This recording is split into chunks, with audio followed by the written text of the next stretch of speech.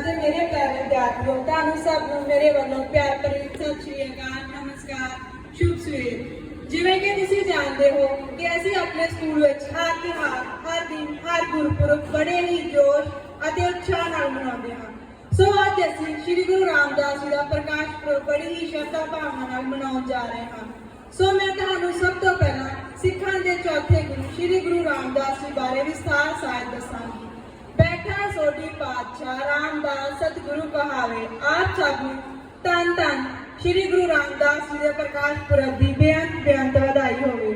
ਚੌਥੀ ਪਾਤਸ਼ਾਹੀ ਸਾਹਿਬ ਸ਼੍ਰੀ ਗੁਰੂ ਰਾਮਦਾਸ ਜੀ ਦਾ ਪ੍ਰਕਾਸ਼ 24 ਸਤੰਬਰ 1534 ਈਸਵੀ ਵਿੱਚ ਲਾਹੌਰ ਦੀ ਚੂਨਾ ਮੰਡੀ ਵਿਖੇ ਇੱਕ ਗਰੀਬ ਪਰਿਵਾਰ ਵਿੱਚ ਹੋਇਆ। ਮਾਪਿਆਂ ਦਾ ਪਹਿਲਾ ਬੱਚਾ ਹੋਣ ਕਰਕੇ ਆਪ ਜੀ ਨੂੰ ਜੇਠਾ ਕਿਹਾ ਜਾਣ ਲੱਗਾ।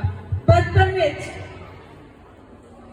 ਵਿੱਚ ਹੀ ਗੁਰੂ ਜੀ ਦੇ ਮਾਤਾ ਪਿਤਾ ਅਕਾਲ ਚਲਾਣਾ ਕਰ ਗਏ, ਜਿਸ ਕਾਰਨ ਉਹਨਾਂ ਦੇ ਨਾਨੀ ਜੀ ਉਹਨਾਂ ਨੂੰ ਆਪਣੇ ਨਾਲ ਪਿੰਡ ਬਾਸਰ ਕੇ ਲੈ ਆਏ ਸਨ। ਕਠਿਨਾਈਆਂ ਦਾ ਸਾਹਮਣਾ ਕਰਨਾ ਪਿਆ।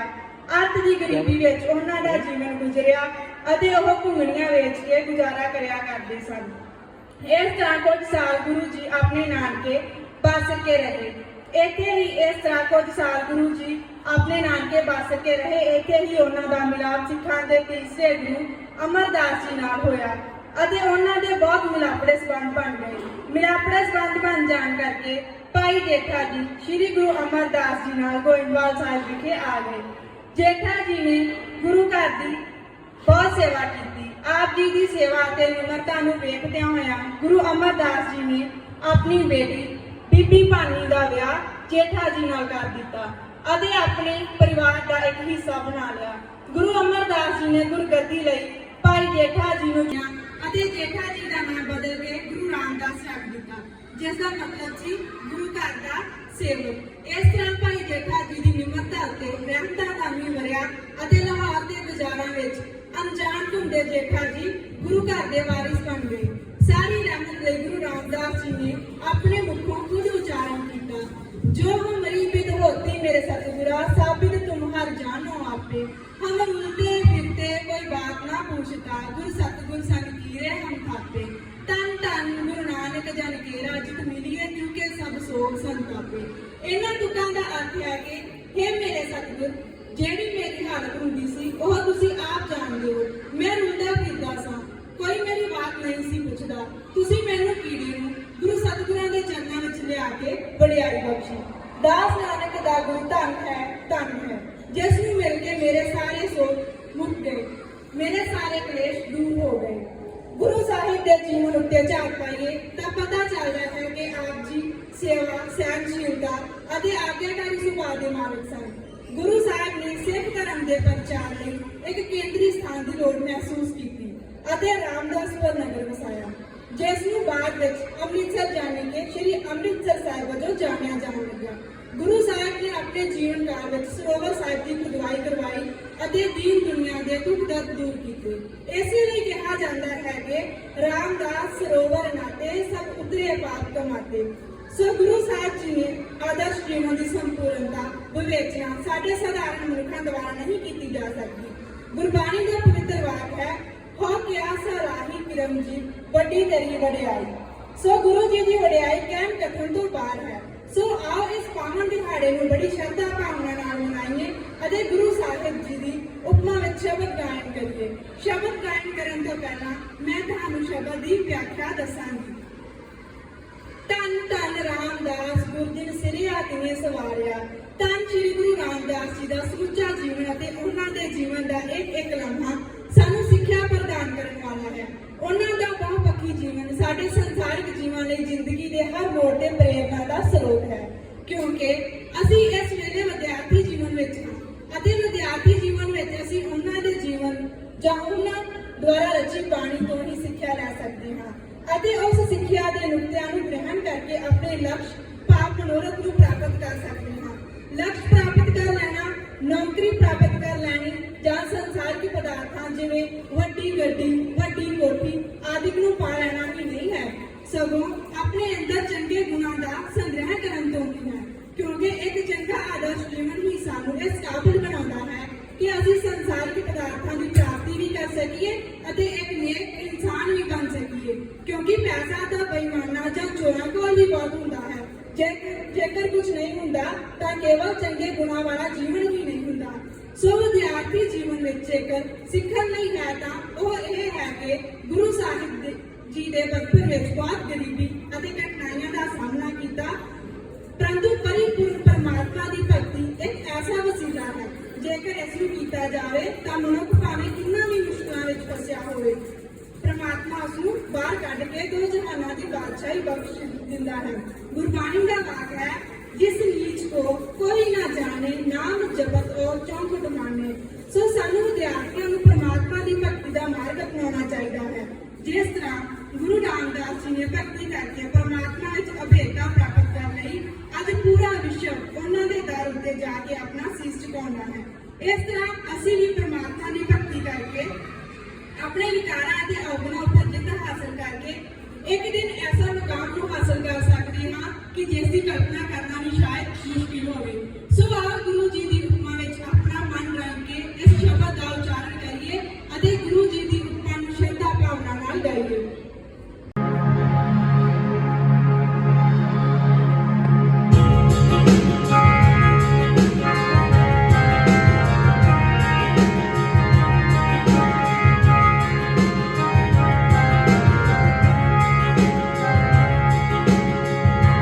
One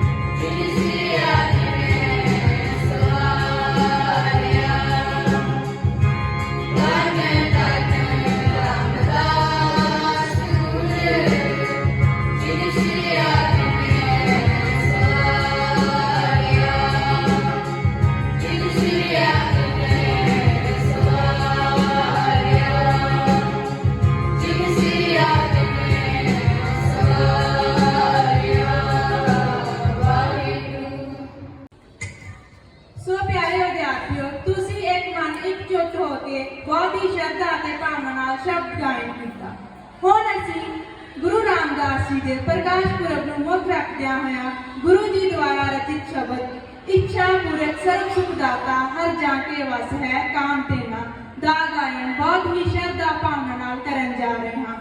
ਸੋ ਸ਼ਬਦ ਗਾਇਨ ਕਰਨ ਤੋਂ ਪਹਿਲਾਂ ਅਸੀਂ ਸ਼ਬਦ ਵਿਚਲੇ ਭਾਵਾਂ ਅਰਥਾਤ ਅਰਥਾਂ ਨੂੰ ਸਮਝਾਂਗੇ। ਜਿਵੇਂ ਕਿ ਅਸੀਂ ਪਹਿਲਾਂ ਵਿਚਾਰ ਕਰ ਚੁੱਕੇ ਹਾਂ ਕਿ ਪਰਮਾਤਮਾ ਦੀ ਭਗਤੀ ਇੱਕ ਮਾਤਰ ਵਸੀਲਾ ਹੈ ਜਿਸ ਦੇ ਨਾਲ ਅਸੀਂ ਆਪਣੇ ਵਿਕਾਰਾਂ ਔਗੁਣਾਂ ਉੱਪਰ ਕਾਬੂ ਪਾ ਕੇ ਆਪਣੇ ਜੀਵਨ ਨੂੰ ਬੁਲੰਦੀਆਂ ਉੱਪਰ ਲੈ ਕੇ ਜਾ ਸਕਦੇ ਹਾਂ, ਕਿਉਂਕਿ ਅਸੀਂ ਜਾਣਦੇ ਹਾਂ ਕਿ ਮਨੁੱਖੀ ਮਨ ਬਹੁਤ ਜਟਿਲ, ਚੰਚਲ ਅਤੇ ਸੂਖਮ ਵਿਸ਼ਾ ਹੈ। ਇਹ ਸਾਨੂੰ ਹਮੇਸ਼ਾ ਮਾੜੇ ਕੰਮਾਂ ਵੱਲ ਜਲਦੀ ਪ੍ਰੇਰਿਤ ਕਰਦਾ ਹੈ, ਸ਼ੁਭ ਕੰਮਾਂ ਵੱਲ ਨਹੀਂ ਜਾਣ ਦਿੰਦਾ, ਕਿਉਂਕਿ ਸਾਡਾ ਮਨ ਅਗਿਆਨਤਾ ਵਸ ਹੈ ਅਤੇ ਇਹ ਅਗਿਆਨਤਾ ਦਾ ਹਨੇਰਾ ਪਰਮਾਤਮਾ ਦੀ ਭਗਤੀ ਨਾਲ ਹੀ ਦੂਰ ਕੀਤਾ ਜਾ ਸਕਦਾ ਹੈ।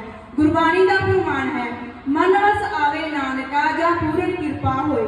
ਪਰਮਾਤਮਾ ਦੀ ਪੂਰਨ ਕਿਰਪਾ ਹੋਵੇ ਤਾਂ ਹੀ ਇਹ ਚੰਚਲ ਅਤੇ ਅਗਿਆਨੀ ਮਨ ਗਿਆਨ ਦੀ ਰੋਸ਼ਨੀ ਪ੍ਰਾਪਤ ਕਰਕੇ ਕਾਬੂ ਵਿੱਚ ਆਉਂਦਾ ਹੈ। ਸੋ ਆਓ ਅਸੀਂ ਸਾਰੇ ਪਰਮਾਤਮਾ ਅੱਗੇ ਅਰਦਾਸ ਕਰੀਏ ਅਤੇ ਉਹਨਾਂ ਕੋਲੋਂ ਭਗਤੀ ਦਾ ਦਾਨ ਮੰਗੀਏ ਤਾਂ ਜੋ ਅਸੀਂ ਵੀ ਪ੍ਰਭੂ ਭਗਤੀ ਕਰਕੇ ਆਪਣੇ ਜੀਵਨ ਨੂੰ ਸਾਰਥਕ ਬਣਾ ਸਕੀਏ।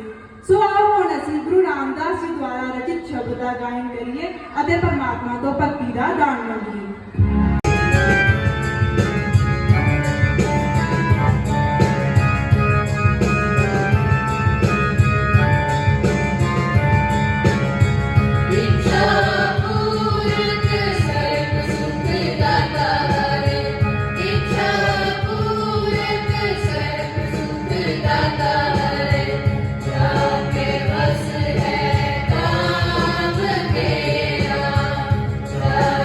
Bus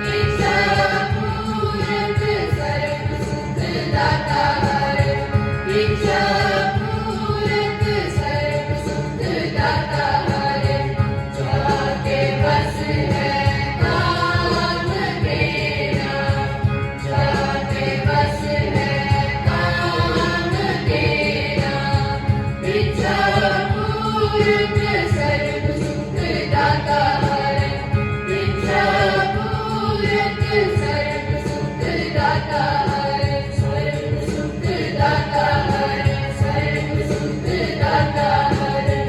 वाहेगुरु। ਤੇ ਤੁਸੀਂ ਬਹੁਤ ਹੀ ਸ਼ਰਧਾ ਭਾਵਨਾ ਨਾਲ ਗੁਰੂ ਰਾਮਦਾਸ ਜੀ ਦੁਆਰਾ ਰਚਿਤ ਸ਼ਬਦ ਗਾਇਨ ਕੀਤਾ। ਸੋ ਪਿਆਰੇ ਵਿਦਿਆਰਥੀਓ, ਆਓ ਅਸੀਂ ਸਾਰੇ ਅੱਜ ਦੇ ਦਿਨ ਜਾਣੀ ਕਿ ਗੁਰੂ ਰਾਮਦਾਸ ਜੀ ਦੇ ਪ੍ਰਕਾਸ਼ ਪੁਰਬ ਤੇ ਗੁਰੂ ਜੀ ਦੁਆਰਾ ਦਿੱਤੀਆਂ ਸਿੱਖਿਆਵਾਂ ਉੱਪਰ ਚੱਲ ਕੇ ਨੇਕ ਅਤੇ ਆਦਰਸ਼ ਇਨਸਾਨ ਬਣਨ ਦਾ ਪ੍ਰਣ ਕਰੀਏ।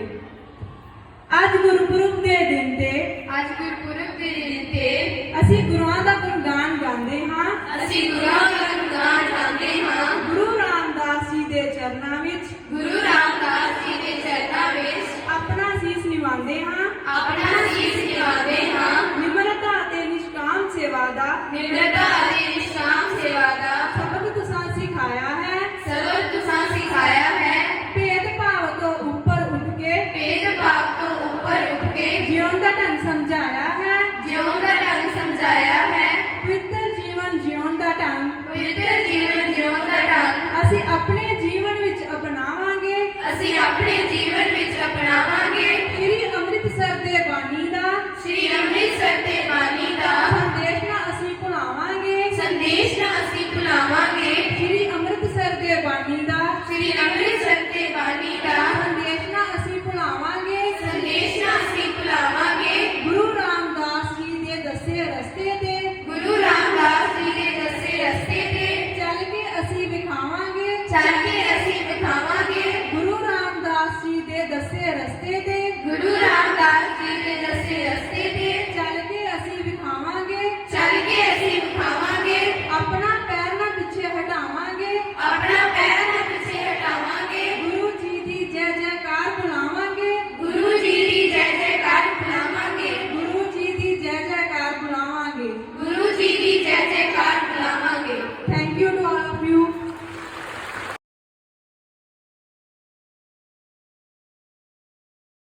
Ramanpreet ji, my buddy colleagues and dear students, आज हमने श्री गुरु रामदास जी के बारे में बहुत कुछ जाना, शब्द गायन भी हुआ। गुरु रामदास जी के बारे में आप सभी बच्चे भली भांति बहुत कुछ जानते हैं। उसमें कुछ एक चीज़ें मैं आपके साथ साझी करना चाहूँगा। 628 शब्द गुरु रामदास जी के श्री गुरु ग्रंथ साहिब जी में दर्ज है और ये अलग अलग भारतीय संगीत के रागों के ऊपर ढले हुए हैं। मीन्स संगीत के ज्ञाता और अच्छाई सच्चाई को समझने वाले, अच्छाई सच्चाई की मूर्त जिन्होंने 628 शब्द लिखे और दुनिया भर को अच्छाई और सच्चाई का जीवन कैसे जीना है वो ढंग सिखाया।